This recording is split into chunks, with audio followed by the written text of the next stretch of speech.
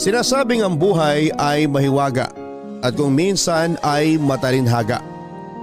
Gaya ng pag-ibig, madalas ay inaabot ng matagal bago makapagdesisyon ng paglagay sa tahimik. Pero minsan naman ay panandalian lamang ay dumarating kaagad ang pangakuan sa harap ng altar.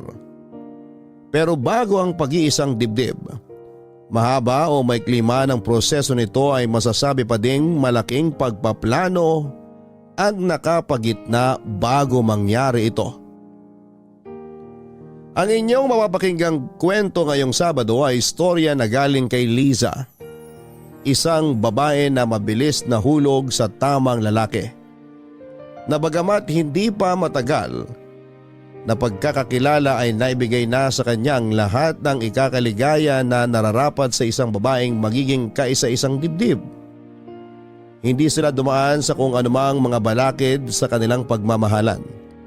Dahil pati ang ina ng kanyang mapapangasawa ay sobrang minahal din siya bilang isang anak.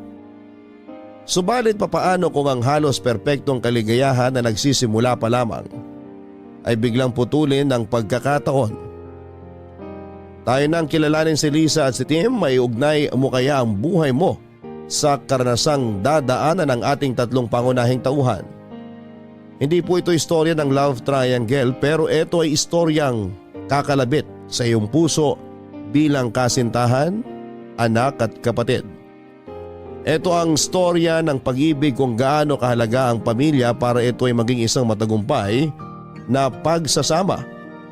Sinasabing ang isang relasyong may matatag na sandigan ay hindi kayang putulin kahit ng sariling kapalaran. Alamin natin kung paano magtatapos ang isang simulang pinutol at muling nagpatuloy. Dito lang yan sa mga kwento ng pag-ibig, buhay at pag-asa sa nangungunang Barangay Love Stories. Dear Papa Dudut, bago po ako magsimula sa parte ng buhay ko na ito na nais kong ibahagi sa inyo, ay gusto ko na po munang hingin ang pangunawa ng lahat ng ating mga kabarangay. Pinalitan ko po kasi ang mga pangalan pati na ang mga apelyido na isinama ko rito sa kwento para po manatiling kaming pribado. Nawa ay maintindihan ng lahat na gusto ko lamang pong ibahagi ang sinapit ng aming pamilya sa mapaglarong kamay ng tadhana. Ako po si Lisa, 25 taong gulang. Kasalukuyan po akong call center agent dito sa May Taguig. 5 taon na po ako nagtatrabaho sa kumpanyang pinapasukan ko. Dito ko din po nakilala ang lalaking minamahal ko, 5 taon na ang nakakalipas. Mas nauna po akong nakapasok sa kumpanya. Siya naman ay pumasok makalipas ang 2 buwan. Timothy po ang pangalan niya. Timothy Delgado. Hindi niya tunay na pangalan. Palagi niya akong binibiro na napakagalang ko naman daw sa kanya kasi buong pangalan kung tawagin ko siya. Kaya tinatawag niya naman akong binibining Liza. Nainis po ako sa kanya kasi parang ang sarcastic kapag tinatawag niya akong binibini.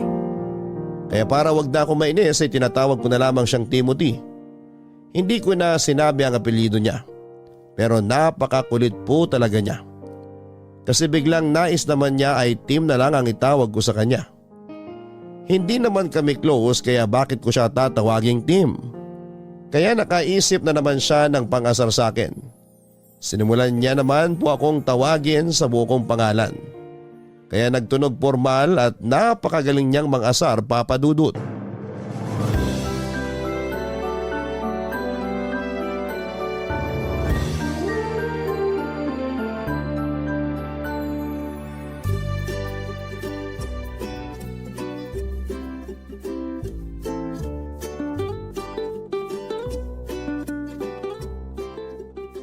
Sinabing hindi mo na ako kailangan tawaging binibini at hindi mo ako kailangang tawagin sa buo kong pangalan. Kulang na lang ipagkalat mo sa mga tao dito ang buong impormasyon tungkol sa akin eh. Hindi totoo yan. Hindi ko naman sinasabi ang birthday mo ah. Pilosopo ka talaga. Bakit? Kailan ba ang birthday mo? Sa January Lakas mo talagang mang-asar no? Tsaka na nga, umanap ka na ng kausap mo. Sandali lang. Ito naman hindi na mabiro. Sinabing hindi tayo magkabiruan. Close ba tayo? Tawagin mo na lang akong Tim.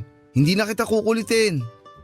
Sige na, please. Oo na, ang kulit mo. Anong oo na? Anong oo na ano? Uy, inaasar ako. Ang kulit mo. Oo na, Tim. O ayan, masaya ka na? Teka, anong nangyayari? Aray, yung dibdib ko. Ano ba nangyayari sa'yo? Bakit ka nakangiti? Ang puso ko. Masakit ba? Halika, pumasok tayo sa loob ng building. Dadalhin kita sa klinik. Nawawala ang puso ko. Ano bang pinagsasasabi mo dyan? Halika na sa klinik.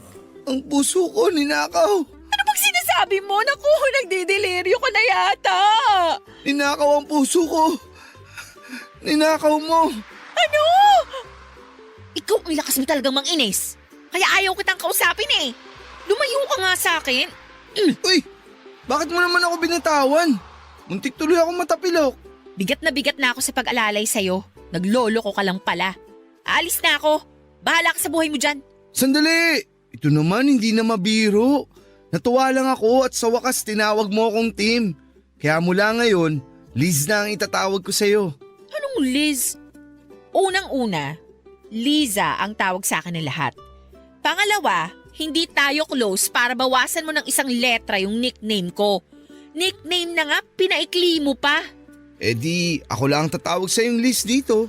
Parang alam mo na, terms of End that sentence kung ayaw mong hindi na kita pansinin forever. Okay, sige po ma'am. Sarcastic ka ba? Bakit mo ko tatawaging ma'am? Estudyante ba kita? Lisa lang. Lisa, okay? Nice. So, okay na tayo ha. Liza ang tawag ko sa'yo at Tim ang tawag mo sa akin. Tara. Anong tara? Uuwi na ako, no? Sakto. Hatid na kita. Oh, huwag ka nang umindi. May dala akong sasakyan. Para di ka na mahirapan sa biyahe. Doon lang ako nakapark. Lakad pa tayo ng konti. Uy, huwag kang mag-alala. Mabuti naman akong tao. Alam mo naman yun, di ba? Yun lang yung sasakyan ko. Oh. Tara na. Ang kulit mo! Tara na nga. Gusto mo kain muna tayo sa labas? Gusto mong iwan kita dito? O sige, saka na tayo kumain sa labas. Busog pa naman ako eh.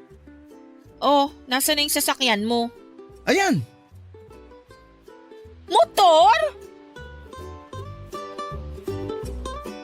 Papadudot din naman po sa minamalit ko ang motor at mga nagmomotor.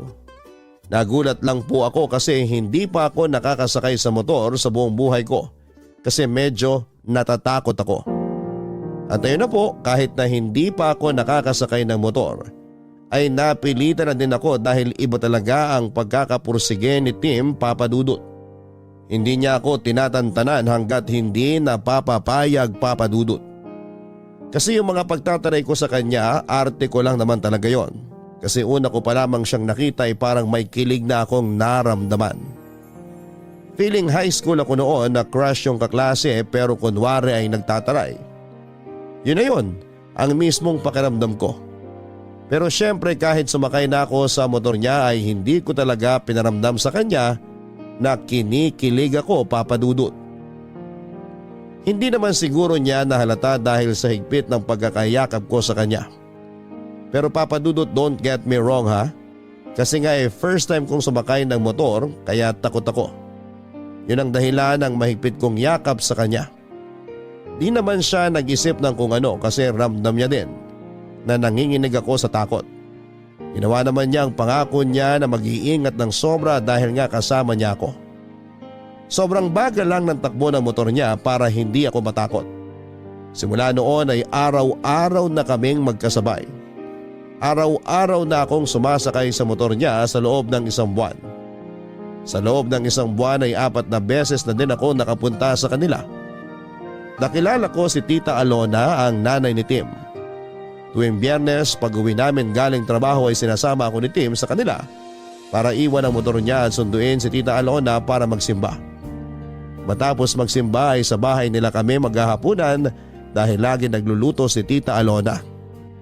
Papadudot kung ako ay patagong pagka-crush ang nararamdaman kay Tim.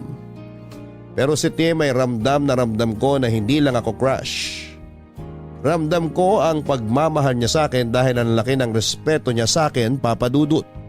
Pero syempre ayoko naman na mag-assume na sigurado ang pakiramdam ko. Kaya hindi din naman ako nagpapahalata na na-develop na sa love yung pagka-crush ko sa kanya. Dagdag pa ang pagtingin sa akin ni Tita Alona. Minsan nga ay mas kinakampihan pa niya ako kesa kay Tim. Napakabait niya, Papa Dudut. Sobra ang pagmamahal niya kay Tim. Kaya lahat ng ginagawa ni Tim ay lagi nakasuporta siya. Kasama na ako doon, Papa Dudut, dahil nga sa pagmamahal ni Tim sa akin ay mahal na din ako ni Tita Alona at hindi itinuring na iba. Isang beses nga, Papa Dudut, holiday noon ay wala namang kaming usapan ni Tim pero nagpunta ako sa bahay nila para dalawin si Tita Alona.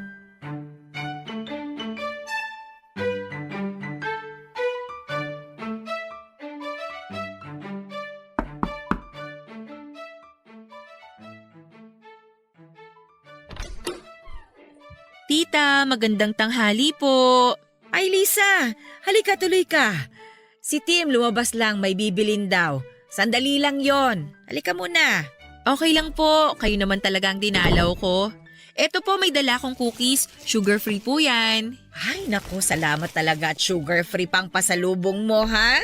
Opo, para mas healthy. Sabi kasi ni Tim, ayaw nyo daw ng matatamis. Ay oo, mabuti na yung maingat.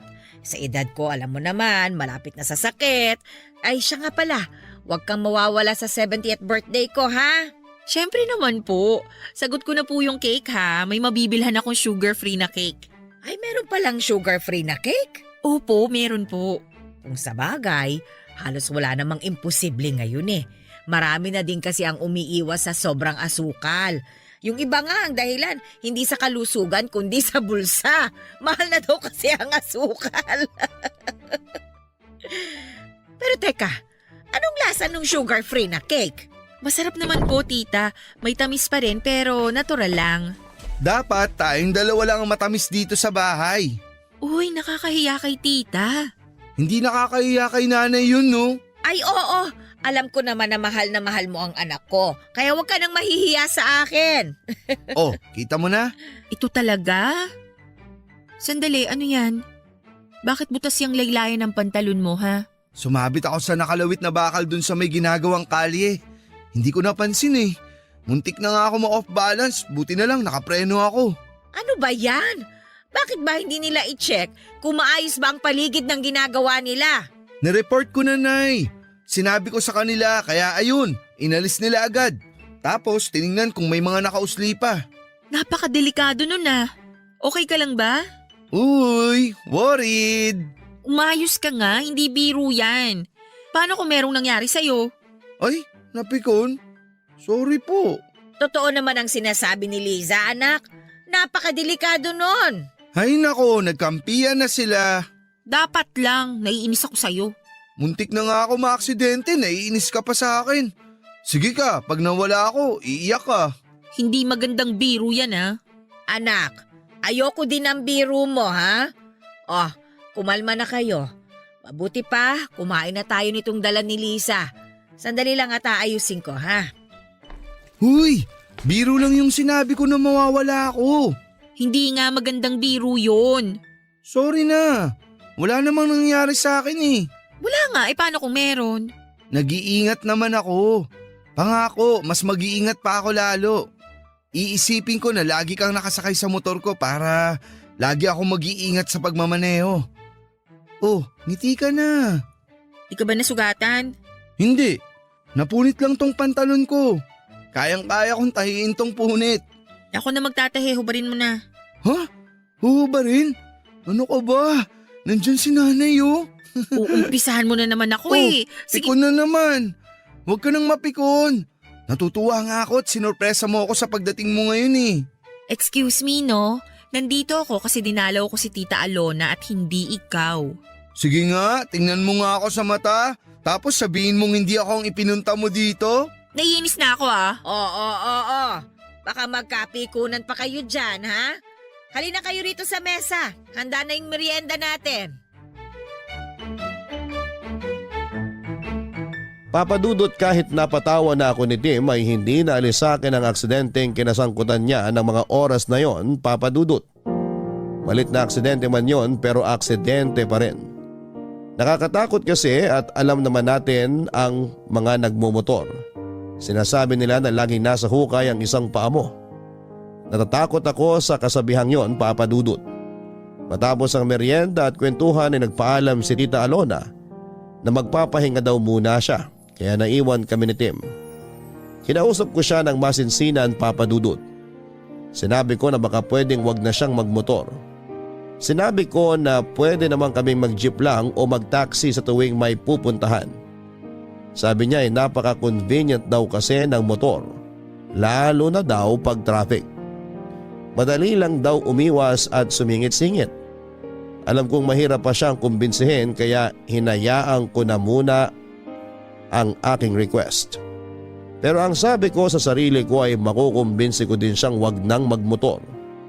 Darating ang araw na yon, pangako ko sa sarili ko. Makalipas ang 1 linggo matapos yung minor accident na pumunit sa pantalon niya, ay pupunta na uli ako kina Tim. Pero sinundo niya ako, Papa Dudut. Ayon, nakamotor kaming bumiyahe. Maingat namang magmaneho si Tim mula sa amin hanggang sa kanila at maayos naman ang naging biyahe naming dalawa. Sobrang palagay na ang loob sa akin ni Tita Alona kaya open na din ako sa mga biruan namin. Hindi na ako nangingiming tumawa ng malakas kapag nagpapatawa si Tim. Kasi pag tumatawa ako mas tawang-tawa si Tita Alona sa tawa ko. Hanggang isang beses ay tinanong ako ni Tim kung takot pa daw ako sa motor matapos ang mahigit 2 buwan ng pagsakay ko sa motor niya. Sabi ko ay medyo hindi na. Aba Papa Dudut, biruin ba naman ako na yung mahigpit na pagyakap mo sa akin ay hindi nadala ng takot? Nabigla ako sa tanong niyang yon at hindi ko alam ang sasabihin pero dahil hindi na ako nahihiya, kahit nadinig pa ni Tita Alona ang tanong niya ay natawa na lamang ako. Ayon, doon siya nakakuha ng pagkakataon para sabihing mahal niya ako. Papa Dudut, mahigit 2 buwan na rin naman kaming araw-araw magkasama kaya hindi na ako nagpakipot pa. Kahit kaharap si Tita Alona ay sinagot ko din kaagad siya. Pero hindi pa pala yon ang araw na sosorpresahin niya ako sa mga tanong niya kasi isang araw na corner niya ako sa isang tanong, Papa Dudut.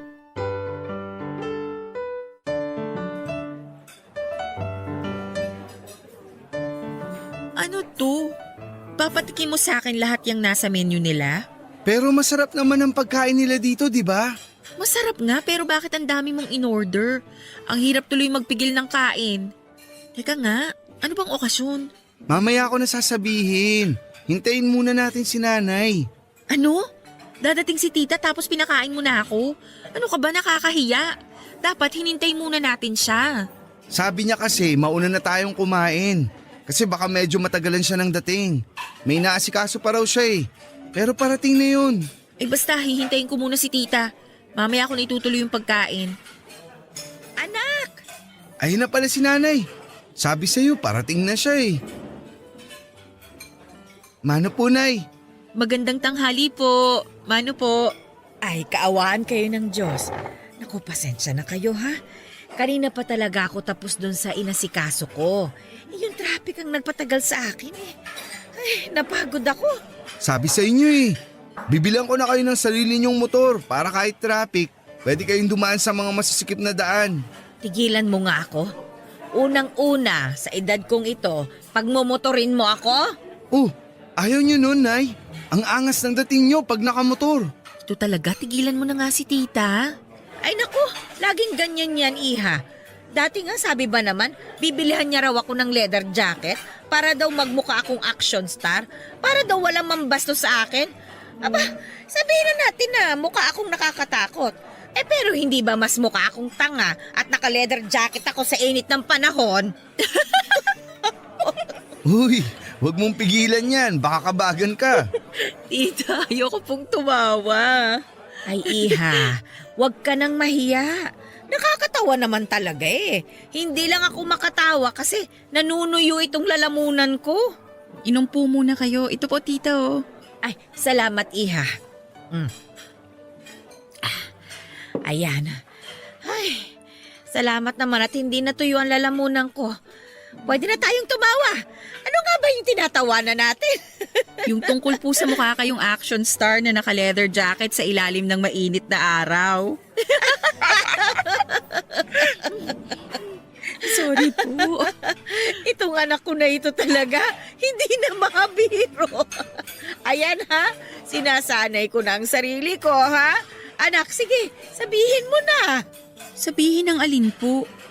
Liza, matagal na din naman tayong magkarelasyon. Siguro naman, pwede na tayong magpakasal. Okay ka lang? Tinatanggap mo ba ang proposal ko? Ha? Nabigla naman ako sa sinabi mo. Kung hindi ka pa handa, maiintindihan ko. Maghihintay ako. Ay, wala akong sinasabing ganyan. Siyempre payag na payag ako. Ay nako, salamat naman sa Diyos. Pero iha, syempre kailangan pa din namin na hingin ang kamay mo sa iyong mga magulang. Kailan ba pwede? Kung kailan po kayo pwede, tita? Ano bang tita? Nanay na ang itatawag mo sa akin. Opo. Nanay? Yun! Ang sarap pakinggan! Huwag kang ngang maingay, nakakahiya sa ibang mga tao. Bakit ba? Masaya ako eh. Mga kaibigan, ito po si Liza, girlfriend ko. Pumayag na po siya na magpakasal kami.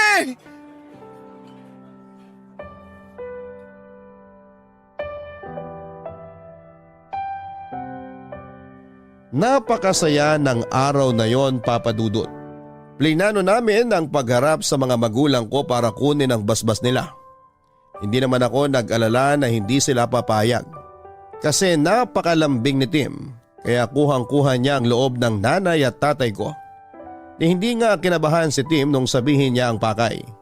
Matapos noon ay nagsimula na kami magplano kung anong araw ang kasal.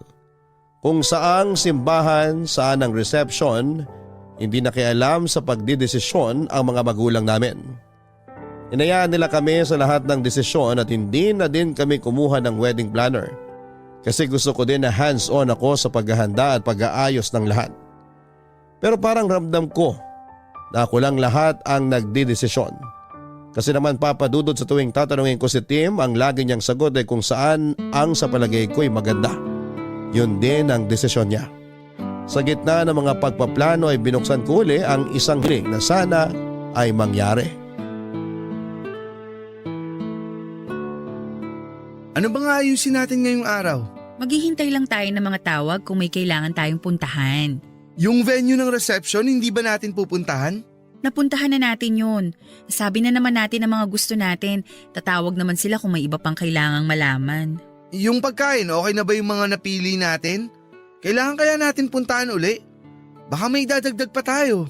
Pwede naman nating itawag yun kung sakaling may idadagdag. Saka yun na yung mga pagkain, kumpleto na yun. Magdagdag na lang kung may additional guest pa tayo. Nabigyan na ba natin lahat ng invitation? Baka may mga nakakalimutan pa tayo na dapat imbitahin. Nabigay na lahat. Siguro naman naimbita na lahat ng dapat. Mag-relax ka nga. Sorry, mukha ba akong tensyonado? Gusto ko kasi maayos na lahat. Para wala na tayong iisipin 1 week bago ang kasal. Okay na lahat. Iba naman pag-usapan natin. Okay. Ilan ba gusto mong anak? Darating tayo dyan, saka na natin planuhin yan pagkatapos ng kasal. Okay. Akala ko kasi gusto mo nang planuhin yung dami ng mga magiging anak natin eh. Hindi yon. Ang sinasabi kong pag-uusapan natin ay yung pagmumotor mo. Pagmumotor ko? Oo. May request sana ako sa iyo eh. Ano yun? Gusto ko sana, huwag ka nang magmotor. Bakit? Basta natatakot ako pag nagmumotor ka eh. May ingat naman ako. Di ba pag nakasakay ka sobrang ingat ko magmaneho? Oo nga, maingat ka. Pero paano kung yung mga kasabay mo sa kalsada ang hindi maingat? Kung yan ang gusto mo, sige. Pero pwede ba hanggang matapos na lang natin ang pagpaplano sa kasal? Hindi ba pwedeng simulan na ngayon? Tapusin na lang muna natin ang pagpaplano. Para mas madali tayong nakakapunta sa mga dapat puntahan. Pagkatapos nun, stop na ako. Sakto, si parang Bimbo gustong bumili ng motor. Pang-deliver lang daw dun sa subdivision nila. Salamat at pagbibigyan mo gusto ko ha. Siyempre naman, magpapakasal na tayo. Kaya dapat kung may kailangan na alisin at baguhin, gawin na natin. Yun lang naman ang gusto kong alisin mo, yung pagmumotor mo. Wala ka nang dapat pang baguhin. Kasi pagdating sa ugali, perfect ka na. Sobrang husband material ka. At soon, perfect padre de pamilya na. Sabi nang antayin muna nating matapos yung kasal eh. O sige, sa huling araw ng pagbumotor ko, doon na natin pag-usapan ang plano kung gaano karami magiging anak natin ha. Ikaw talaga lagi kang may sagot. Oo na nga. Yun! Magandang usapang yon, Papa Dudut. Kahit mahal niya ang motor niya ay madali din naman siyang nakapagdesisyon na hindi na siya magmumotor. Pero kailangan muna naming tapusin ang lahat ng kailangan tapusin para sa kasal bago mangyari yon. Kasama ko siya sa lahat ng lugar, sa simbahan, sa lugar ng reception, sa pagbili ng mga souvenir, pagpili ng mga kakainin at lahat ng lugar ay magkasama kami. Maliban sa isang lugar, yung paggawaan ng mga isusuot namin. Ang sabi ko kasi gusto ko isorpresa sa kanya ang itsura ng wedding gown ko. At gusto ko din na sorpresa sa akin kung gaano siya kagwapo sa isusuot niyang damit. Pinilit nga niya ako na samahan siya kasi okay lang naman daw na makita ko ang isusuot niya. Pero hindi ako pumayag kasi gusto ko nga ay sorpresa. Pero noong araw na tinawagan siya ng sastre para daw maisukat ang damit bago tuluyang tapusin ang tahi ay bigla ko na lang naisipan na sumama sa kanya. Pero nabaliktad. Siya naman ang nagsabi sa akin na huwag na daw akong sumama para sorpresa. Alam ko na lang iinis lamang siya kaya kinulit ko na sasama ako. Pero hindi talaga siya pumayag. Umalis na siya ng araw na yon gamit ang motor niya at ang sabi niya ay may maganda daw siyang balita sa akin. Nagtaka ako kung ano yon. Ang sabi niya ay dahil huling lakad na daw ng pagpaplano yung sukat ng damit niya. Yun na raw ang huling araw na magmomotor siya. Natuwa ako sa mga sinabi niya, Papa Dudut, dahil sa wakas ay matutupad na ang gusto ko na huwag siyang magmotor. Nakita niya ang tuwa ko kaya niyakap niya ako at saka siya humalik sa akin at saka tuluyan ng umalis. Pumasok ako ng bahay na ini-imagine ang magiging itsura niya sa Amerikanang pinatahi niya. Pero sandali akong natigilan dahil naisip ko ang sinabi niya. Na yun ang huling araw na magmomotor siya. Ilang sandali lang ay may sumigaw sa labas. Tinawag ako dahil na-aksidente raw sa kanto si Tim. Na-aksidente si Tim, isang kanto lang ang layo sa amin. Patawid na daw si Tim nang biglang may kotseng nawala ng preno ang sumalpok sa kanya. Naitakbo sa ospital si Tim pero hindi na siya naisalba ng mga doktor. Wala na ang pinakamamahal ko, Papa Dudut. Lahat ng plano namin ay wala na. Dahil ang taong kasama ko para buuin ang mga pangarap ko ay hindi ko na makakausap. Siguro ay iniligtas ako ng pinakamamahal ko kaya hindi ako nakasamang maaksidente. Dahil noon naman, sa tuwing magsasabi akong sasama ko sa kanya ay hindi siya nagdadalawang isip at agad-agad ay isinasama niya ako. Pero ng araw na yun ay talagang pinilit niya na huwag akong sumama. Kahit na wala naman sa kanya kung makita ko ang damit niya o hindi. Ginawa niya ng dahilan ang huwag kong makita ang damit para hindi ako magpilit na sumama. Nagsisisi din ako dahil nawala sa isip ko na sabihan siya na mag-ingat ka. Ang damit pala na susukatin niya ay ang damit na susuotin niya sa kanyang paglisan. Masakit sa akin ang nangyari, Papa Dudut, pero nilakasan ko ang loob ko at tinapangan ang sarili ko dahil ako ang umalalay sa nanay ni Tim. Matanda na rin si Nanay Alona. Napakasakit sa kanya ang nangyari dahil si Tim ay ang kaisa-isa niyang anak. Kung maaari lang na gumawa pa ng isang team para hindi na mangulila si Nanay Alona ay gagawin ko. Pero hindi pwede. Ipinangako ko na lamang kay Tim na hindi ko iiwan si Nanay Alona. Lagi ko siyang dadalawin at kukumustahin.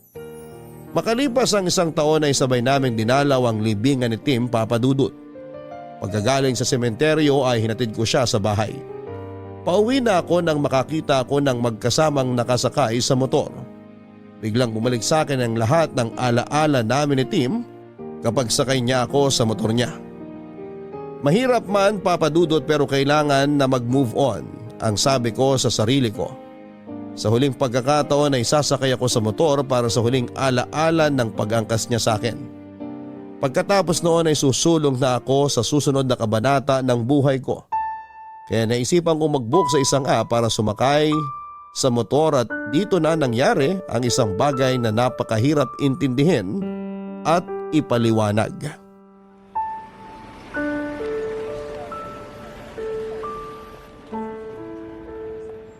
Anak, hindi mo naman ako kailangang ihatid pa. Baka may gagawin ka pa at naistorbo kita. Nay naman, ano po bang storbong sinasabi ninyo? Gusto ko po itong ginagawa ko. Alam niyo naman kung gaano kayo kaimportante sa akin eh. Maraming salamat anak ha. Napakabuti mo. Kahit wala na si Tim, nandiyan ka pa din at hindi mo ako iniwan. Salamat anak. Salamat. O ano po yan? Umiiyak kayo. Ayaw ni Tim ng ganyan. Malulungkot yun pag nakita niyang umiiyak kayo. Pasensya ka na ha. Halika muna at kumain ka bago ka umalis. Naku, wag na po, Nay. May pupuntahan pa po ako. Nag-book na po ako ng motor na sasakyan ko. Malapit na rin pong dumating dito. Bukas na lang po, magdadala din ako ng laing na luto ni Mama. Oy sige, masarap magluto ng laing ang mama mo. Magluluto din ako ng paborito ni Tim na sinigang na bangus sa bayabas. Sige, Nay. Magkita po tayo bukas, ha? Ano po? Kaawaan ka ng Diyos. Mag-iingat ka ha. Papasok na ako sa bahay. Opo. Tim, miss na kita. Pangako magmo-move on na ako. Nag-book ako ng motor. Sasakay ako ng motor sa huling pagkakataon.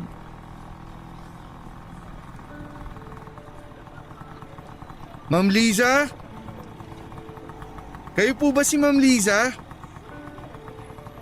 Ma'am, okay lang po ba kayo? Ha? Oo. Pasensya na. Nagulat lang ako sa boses mo. May kaboses ka kasi eh. Talaga po ba? Singer po ba yan? Kasi marami pong nagsasabi maganda raw ang boses ko pag kumakanta eh. Palabiro ka pala. Hindi singer ang kaboses mo. Kaboses mo yung... Hayaan mo na nga. Tara na. Ay sandali, wala po pala kayong sariling helmet. Pasensya na, di ko agad nailabas yung helmet na para sa pasahero. May iba po kasing pasahero may dalang helmet. Eto po ma'am. Malinis na po yan. Lagi ko pong ini-spray ng alcohol. Pero isprayan ko po ulit sandali ng alcohol bago niyo isuot. Ayan. Ma'am, pwede niyo na pong isuot. Salamat.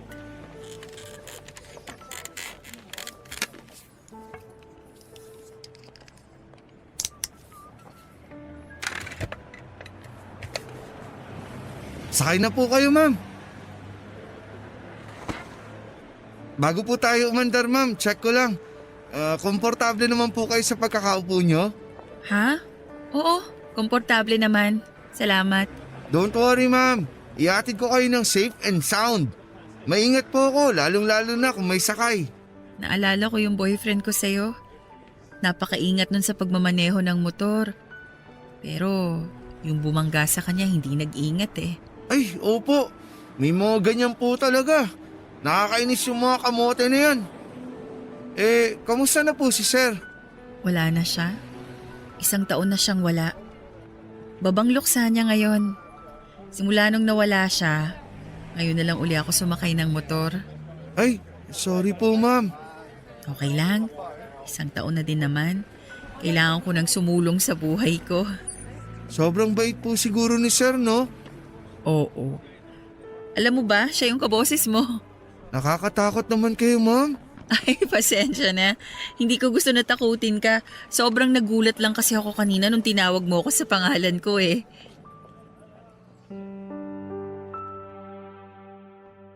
Noong pagkatawag pa lang niya sa akin ng Ma'am Liza at kaboses niya si Tim ay parang nag-flashback sa akin noong una kong kinukulit noon si Tim sa hallway ng opisina namin.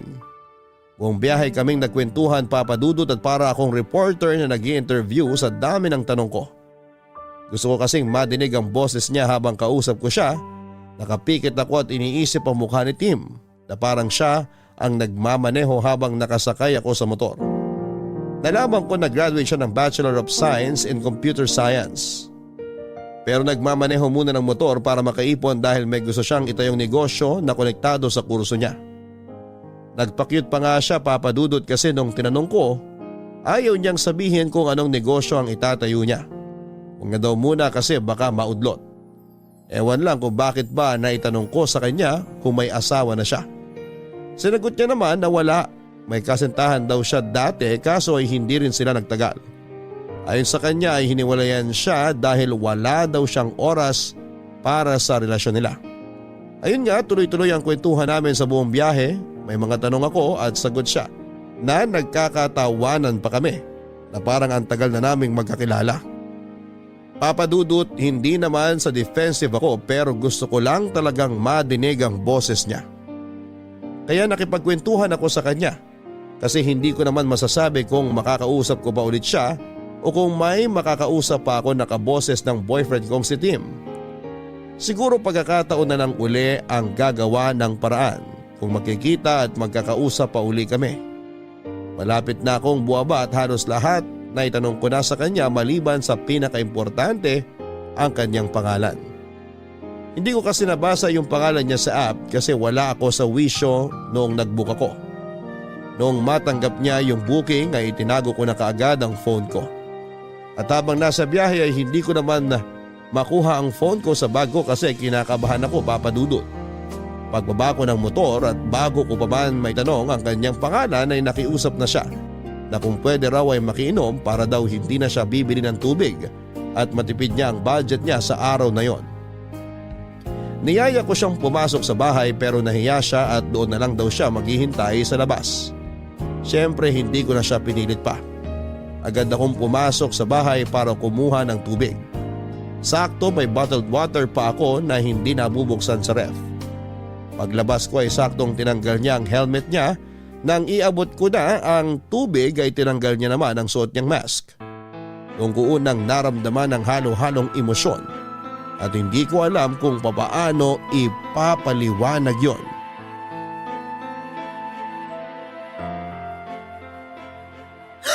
Tim? Ma'am, Timothy? ako nga po. Uy, ma'am! Ma'am, ano nangyari? Ma'am, gumising kayo! Ma'am! Ma'am, okay lang kayo? Ano nangyari? Bakit kayo naimatay? May masakit po ba sa inyo? Ma'am, ano po bang nangyari? Ano pong ginawa ko? Ma'am, relax lang po kayo ha. Eto po, uminom muna kayo ng tubig.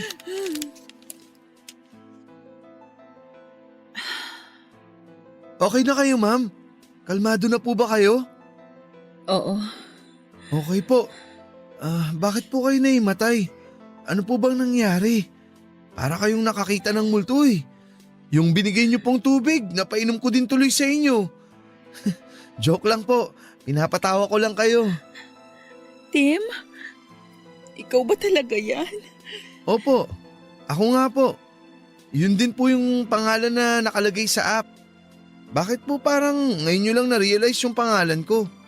Hindi ko tinignan ang pangalan mo sa app kanina. Sobrang lalim ng iniisip ko eh. Ang nakita ko lang yung numero ng plaka ng motor mo. Bakit po gulat na gulat kayo na Timothy ang pangalan ko? Paano nyo rin po nalaman na Tim ang nickname ko? Ay, wag nyo na pong sagutin yung huling tanong. Obvious naman po kasi na kaya Tim dahil Timothy ako. Pasensya na po kayo ha. Pinapatawa ko lang kayo para ma-relax kayo. Tim, naguguluhan na ako. Mas naguguluhan ako, ma'am. Ano po bang nangyayari? Hindi mo ba talaga ako kilala? Hindi po. Ngayon ko lang po kayo naisakay.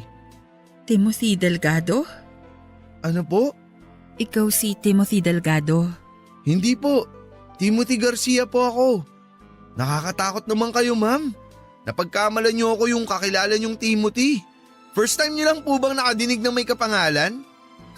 Joke lang po. Hindi lang sa pangalan eh. Hindi ko alam kung paano ko ipapaliwanag sa'yo. Sige po, ma'am. Makikinig po ako.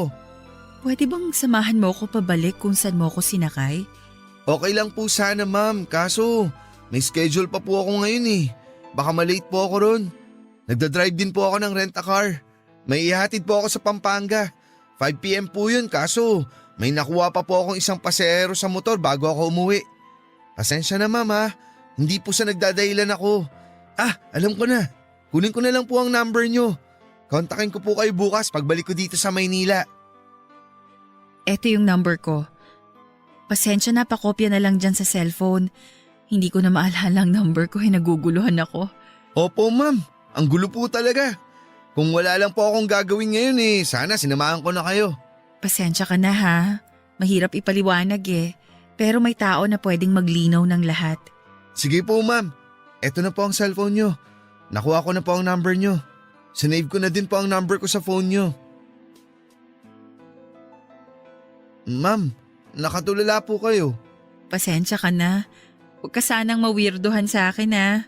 Actually, mas lalo ako naging interesado kung ano yung gusto nyong sabihin Paano ma'am? Kailangan ko na pong pick upin yung pasahero ko. Sige po ma'am Liza. Lisa na lang please. Lisa na lang ha, tanggalin mo na din yung po.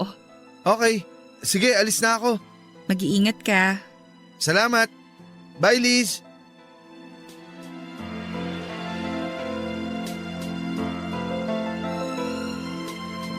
Para akong binuhusan ng malamig na tubig nang tawagin niya akong Liz dahil yon ang gustong itawag sa akin noon ni Tim. Pero hindi ko siya pinayagan. Ang salitang mag-ingat ka na hindi ko nasabi kay Tim bago siya na aksidente ang nasabi ko sa taong ito na hindi ko alam kung kilala ko na o ngayon ko lang nakilala. Maniwala kayo sa hindi, ako mismo ay nagitla sa mga pangyayari. Mistulang eksenang hango sa isang pelikula ang pagkakita namin dalawa. Sadyang ayaw magpatalo ng utak ko at patuloy na iniisip nito na guni-guni ko lamang yung nangyari. Hindi totoo. Pero mali ako, mas totoo pa ito sa inaasahan ko. Gulong-gulo ako papadudot at kinabukasan ay tinignan ko ang aking telepono. Tinignan ko kung nandun ang numerong nilagay ng mahiwagang lalaking yon. Nandun nga papadudot. Ibig sabihin ay hindi pa naginip ang nangyari. Nahihiya akong tumawag kaya nag-text na lamang ako. Kinumusta ko siya at hinintay ko ang sagot niya. Pero hindi ito sumagot kaagad at ilang sandali ay biglang tumunog ang cellphone ko. Nag-reply na pala siya sa text. Humingi siya ng pasensya na natagalan siyang sumagot kasi kauuwi niya lang. Willing daw ito na pumunta kung papupuntahin ko. Kaya binigay ko ang address ni Nanay Alona at sinabing magkita kami doon ng tanghali. Matapos kong mag-ayos ay pinuntahan ko na si Nanay Alona. Nung una ay inalo ko muna siya at kinumusta saka ko tinanong kung may kapatid nga ba si Tim. Ganoon na lamang ang pagkabigla ni Nanay Alona sa tanong ko. Napaluha siya at ikinuwento sa akin ng isang lihim na ayaw na sana niyang maalala. Hindi na nakilala ni Tim ang kanyang ama dahil noong nagbuntis si Nanay Alona ay madalas na ang pagtatalo nila. Sa isang probinsya sa Visayas na katira noon sila Nanay Alona, ang kanyang pag-aasawa ay isang arranged marriage kaya hindi maganda ang pagsasama nila. Pinantaan siya nito na matapos niyang ipanganak ang ipinagbubuntis ay kukunin niya ito at ilalayo. Pero bago pa man nakapanganak si Nanay Alona ay naghiwalay na sila hanggang dumating ang araw ng kanyang panganganak. Sa bahay siya nagsilang sa tulong ng kanyang kapatid at laking gulat ng kapatid niya nang makitang may isa pang sanggol. Kambalang pinanganak ni Nanay Alona. Napakasaya ni Nanay Alona at pinangalanan niya ang kambal na Timothy at Tomas. Hindi na nagparamdam ang kanyang asawa at naging maayos naman ang buhay ng mag-iina. Napabinyagan niya ang mga bata, malulusog ang mga ito.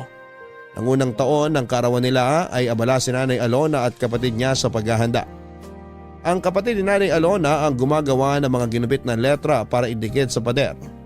Nakadikit ang maligayang kaarawan Timothy at kulang pa ang mga nagawa kaya kasalukuyan niyang ginugupit ang ilang pang letra. Nabubuo naman ng salitang at Tomas. Nang utusan ni Nanay Alona ang kapatid na bumili ng gulay dahil kinulang ang sahog para sa pansit. Umalis ang kapatid bitbit si Timothy para pumunta sa palengke. Naiwan sa bahay sina Nanay Alona at Tomas. Nasa kuna si Tomas sa may sala ng balikan ni Nanay Alona ang niluluto.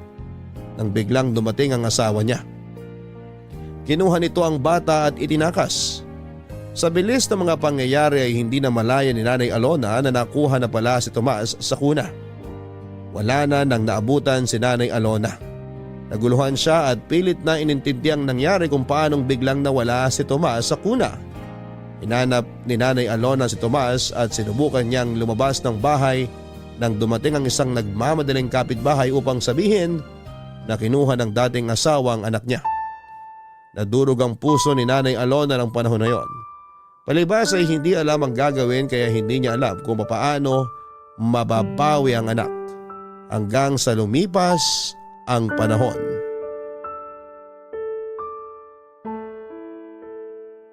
Ilang taon kong dinamdam ang pangyayaring yon. Bakit mo ba biglang naitanong yan? Nay, may nakilala po ako. Kamukhang kamukha ni Tim. Hindi ako makapaniwala nung makaharap ko siya. Akala ko nagmumulto si Tim pero kausap ko siya at nahawakan ko. Ha? Diyos ko! Nay, huminahon kayo. Anak ko yun! Sigurado si Thomas yun! Magkamukha sila ni Tim nung bata pa sila. Kaya hindi ako magkakamali. Siya yung nawawala kong anak! Nay, Tim din po ang pangalan niya. Pero iba po ang apelyido. Garcia po. Apelyido yun ang kanilang ama. Ang apelyido na ginagamit ni Tim ay apelyido ko. Siguro nung araw na kinuha si Thomas, pangalan pa lang ni Tim ang nakadikit sa pader noon. Marahil iniisip ng ama niya na ang nakuha niyang bata ay si Timothy. Hindi niya din alam na kambalang naging anak namin. Diyos ko! Sana siya si Thomas! Parang awa mo na, Diyos ko! Bago man lang po magpantay ang aking mga paa! Minahon kayo, Nay. Pinapunta ko siya dito kasi gusto ko din malaman kung ano bang nangyayari. Parating na po siya, nag-text na siya sa akin. Ibinigay ko yung address dito. Alam na niya ang lugar na to kasi dito niya ako sinundo ng motor kahapon. Tao po! Lisa, Diyos nandiyan ko! ka ba? Boses ni Tim yun! Siya na po yan. Nay, huminahon kayo ha. Papapasukin ko lang siya. Magandang tanghali, Lisa. Tuloy ka.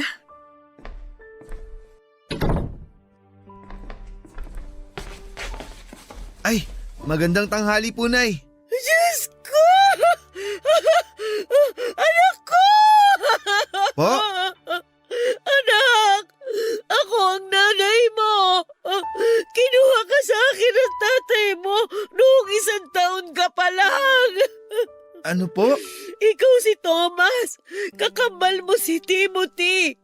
Thomas ang totoo mong pangalan, anak! Naguguluhan po ako. Anak! Patawarin mo ako! Hindi kita naipaglaban. Bigla ka kasi kinuha ng tatay mo at hindi ko alam kung saan ko siya hanapin noong mga panahong yon. Pero kahit ganon, hindi ako tumigil sa paghahanap sa'yo. Alam na kakambal mo ang tungkol sa'yo. Ikinuwento ko ang nangyari, kaya siya man ay hinahanap ka rin. Pero wala kaming alam kung saan ka matatagpuan, anak ko. Kaya pala ang nakilala kong nanay, palaging sinasabi sa akin na hindi niya ako anak. Akala ko noon inampun lang nila ako. Para akong ibang tao sa bahay na yun. Gusto kong malaman ang totoo pero sa tuwing tatanungin ko si tatay, nagagalit siya at sinasaktan niya ako. Kaya itinigil ko na ang pagtatanong at tinanggap ko na lang kung anong meron ako noon. At ang meron ako noon, yung sarili ko lang. Patawarin mo ko, anak ko. Ginawa ko ang lahat. Alam ng Diyos yun. Alam ng Diyos kung paano kita hinanap. Kami na kapatid mo. Anak, mahal na mahal kita, anak ko. Nay!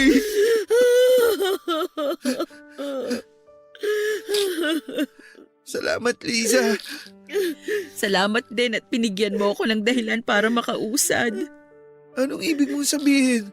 Saka ko na ipapaliwanag. Ang importante ngayon, nakita na kayo ng tunay na nanay mo. Nasaan na pala ang kapatid ko? Anak, wala na siya. Naaksidente siya sa motor nung 1 taon. Po? Ay, oo nga pala. Nakalimutan ko. Nabanggit nga po pala yun ni Liza nung una kami nagkita. Huwag ka nang malungkot. Siguro, masaya na siya ngayon kasi nakita na kita sa wakas. Bukas kung wala kang gagawin, puntahan natin yung puntod niya. Sige, gusto kong pumunta doon. Salamat, Liza. Hindi na ako sasama bukas, ha? Magluluto ako ng pansit. Yun ang handa ninyo nung unang kaarawan nyo. Pero hindi mo na natikman. Gusto kong lutuin uli ang pansit na yun bilang muli natin pagsasama-sama. Dahil nabuhay muli ang kapatid mo dahil sa'yo. Hindi lang ikaw ang bumalik sa akin, anak. Pati si Timothy.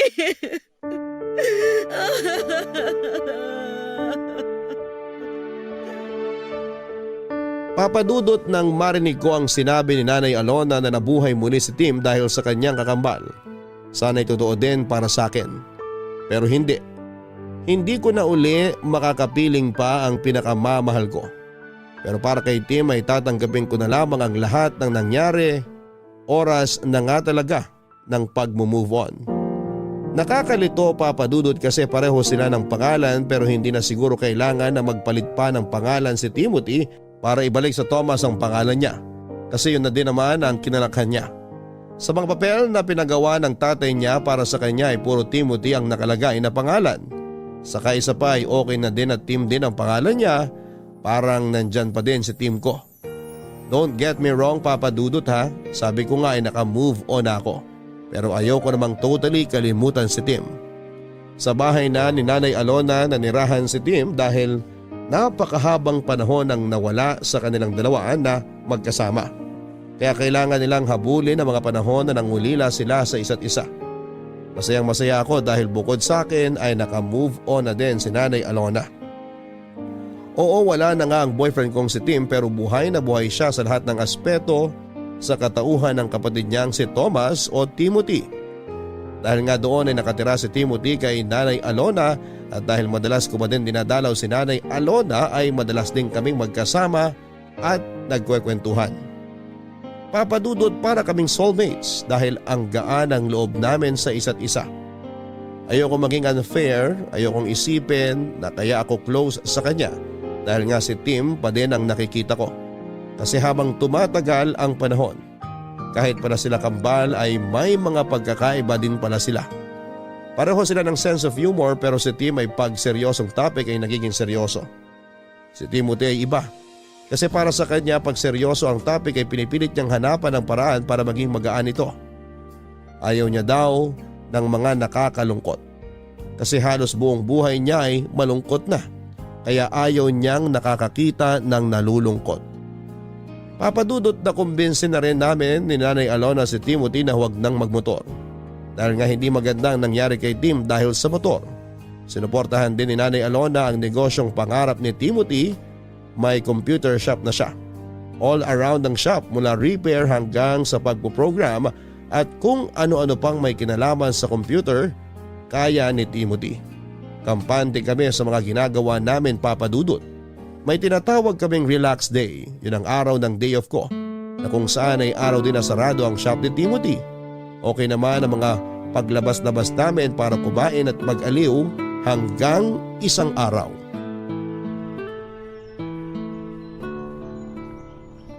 Bakit ba paborito mong pumunta sa park na to? Alam mo, sa totoo lang, hindi ko rin alam. Baka naman may naaalala ka kapag nagpupunta ka dito. Wala naman. Para kasing napapanatag yung utak ko pag nandito ako. So nagpupunta ka dito mag-isa? Hindi. Ayoko namang isipin ng mga taong nakakita sa akin na loner ako. Sino kasama mo? Iba-iba, mga kaibigan ko. Alam mo bang si Tim? Yung kakambal mong si Tim, gustong gusto ring pumupunta sa park na to. Talaga? Bakit ganun? Anong bakit ganun? Ang liit lang naman itong park. Kung nagpupunta siya dito noon pa, bakit di kami nagkita kahit minsan? Mahiwaga talaga ang buhay eh. Siguro nga. Ikaw ba ang lagi niyang kasama dito? Minsan, pero di gaya mo, kaya niyang tumambay dito mag-isa. Mag-isa siya dito pag nagkakasamaan kami ng loob. Pagkagaling dito, makikipagkita na siya sa akin. Tapos ang saya na niya at patatawanin na naman ako. Weak ako kaya ayun, natatawa na lang ako tapos okay na kami. Napakabait pala ng kambal ko. Alam mo ba mula nung nalaman kong may kakambal ako at alam ko din na hindi ko na siya mayayakap? Alam mong ginagawa ko?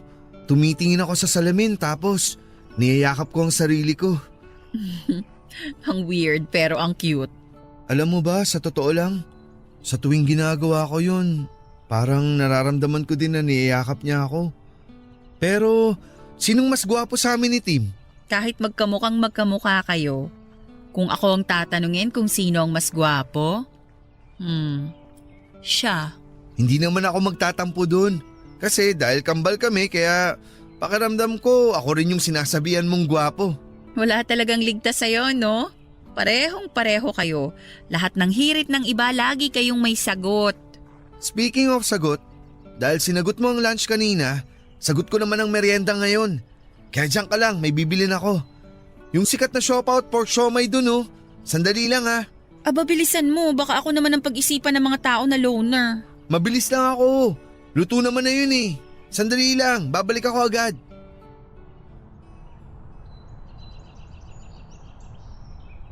So, ikaw yung pinalit sa akin? Ha? Ako bang kausap mo, miss? Di pa ba obvious? Sa'yo ko nakatingin, diba? Natakot ako bigla eh. Baka kasi may nakikita ka na hindi ko nakikita. Pilosopo ka.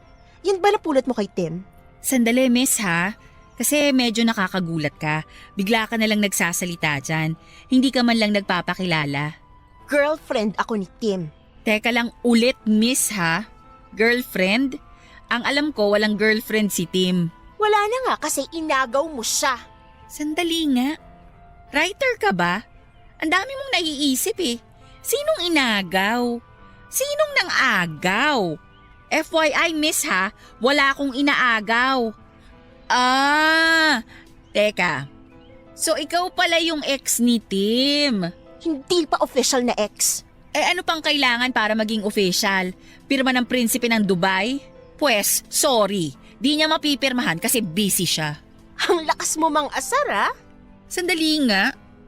Bigla kang lalapit dito tapos may topic ka na agad? Ibig sabihin kanina ka pa nakikinig dyan? Anong nakikinig? Nadinig ko lang. Malaking diferensya nun. Nakikinig o narinig, pareho lang yon. Pinakinggan mo pa din. Tsaka sino ka ba? Hindi ka muna nagpakilala. Hindi na importante yung pangalan ko. Ang pinag-uusapan natin dito, yung pangaagaw mo. So ayaw mong sabihin ang pangalan mo? Huhulaan ko na lang. Dahil nakikinig ka sa usapan ng may usapan, I therefore conclude na ang pangalan mo, Marites. Kanino ka pa? Lorena! Oh, so Lorena palang pangalan mo. So, ngayon alam mo na. Anong ginagawa mo dito? Bakit? Sa inyo ba tong park para pagbawalan mo akong pumunta dito? Siya ba? Siya bang pinagpalit mo sa akin? Tumigil ka nga. Huwag kang mag-eskandalo dito. Nakakayayang ginagawa mo. Si Liza to. Kaibigan ko siya. O paano? Maiwan ko na kayo ha. Pag-usapan niyo yung problema niyo. Huwag niyo na akong idamay. Liza, sandali! Saan ka pupunta? Kinakausap pa kita! Huwag ka nga maingay. Nakakahiya. Halika na. Ihatid na kita. Doon na tayo mag-usap sa inyo. Iniwan ko silang dalawa, Papa Dudut, at hindi ko alam kung dahil ba sa ayaw kong madamay sa gulo nila o dahil noong sabihin ni Timothy na magkaibigan lamang kami. Hindi ko alam kung ano yung nararamdaman ko noon doon ko na-realize na nahuhulog na pala ang loob ko kay Timothy. Pero hindi po pwede. Pinilit kong tanggalin yung pakiramdam sa isipan ko. Kaya yon, dumalang na ang pagpunta ko sa bahay nila ni Nanay Alona. Kung pupunta man ako ay kakapustahin ko lamang si Nanay Alona at saka aalis na kaagad ako. Hindi na rin ako sumasama sa mga imbitasyon ni Timothy. Bisi-bisihan ako lagi, Papa Dudut. Natatakot kasi ako. Alam ko naman na walang masama kung maging kami. Hindi naman sa tinutuhog ko ang kambal pero wala naman din ang boyfriend kong si Tim kaya pwede na akong umibig muli. Pero ganun pa man ang isip ko ang pinaglalabanan ko. Oo nga, pwede na akong umibig pero hindi kay Timothy na kakambal ni Tim. Walang masama pero kailangang pigilan ko ang nararamdaman ko. May hangganan talaga ang lahat ng bagay, Papa Dudut. Dumating ang panahon na kailangan nang magtapos ang pagkakaibigan namin ni Timothy. Dumating na rin ang dikta ng aking damdamin na kailangan ko na mag-asawa at umusad na sa buhay, Papa Dudut. Yung trahe de boda ko na pinatahi noon ay hindi na din naman nasayang. Dahil yun na rin ang isinuot ko nitong kinasal ako. Bagamat alam ng aking mapapangasawa ang story ng damit na yon ay masaya naman siyang pumayag na yon ang suotin ko. Hanggang dyan na lang po, Papa Dudut. Salamat sa pagbibigay ng oras sa aking sulat. Ang inyong forever kapuso at kabarangay, Mrs. Maria Elizabeth May Delgado Garcia. Deja vu pa bang matatawag ang lahat ng pinagdaanan ni Liza? Mula sa malungkot na pangyayari ay natapos pa din ng masaya. Sabi nga ay mapaglaro daw ang tadhana pero siguro kung pipilitin mong gawing positibo ang isang negatibong bagay, ay ililiko pa din ang tadhana ang katapusan para maging masaya. Kaya anuman ang nangyayari, huwag tayong mawala ng pag-asa. May pagsubok man, tuloy pa rin ang buhay. Hanggang sa muli, ako po ang inyong si Papa Dudut sa mga kwento ng pag-ibig, buhay at pag-asa sa Barangay Love Stories #1. Mga kwento ng pag-ibig, kwento ng pag-asa at mga kwento ng buhay dito sa Barangay Love Stories. Love Stories Forever. Nagustuhan ng iyong napakinggan? Ituloy yan via live stream sa www.gmanetwork.com/radio. Kabarangay, i-share mo ang iyong barangay love stories. Sabay-sabay nating pakinggan ang iyong kwento ng pag-ibig, buhay at pag-asa. Ipadala lang sa barangaylovestories@yahoo.com.